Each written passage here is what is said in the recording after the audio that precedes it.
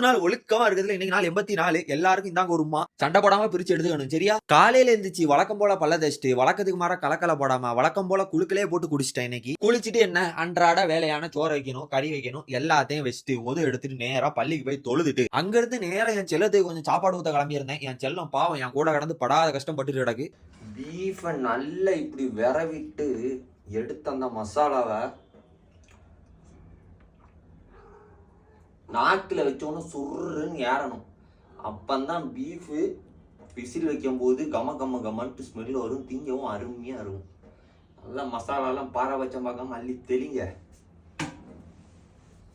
எப்படி கையை பார்த்தீங்களா? அந்த கையை கண்ணுலவே மண்டை சொல்ற மக்களே பொல்லாத மண்டையா இருக்கான். பீஃப் வீடியோவில் ஒருத்தன் கமெண்ட் போட்டிருக்கான் டோன்ட் ஈட் பீஃப்ன்ட்டு. அதை பார்த்தோன்னா பீஃப் ரிப்ளேன்னு கீழே ஒன்று இருந்து அது தொட்டோன்னே வித்தவுட் மீ அப்படின்ட்டு கிடக்கு.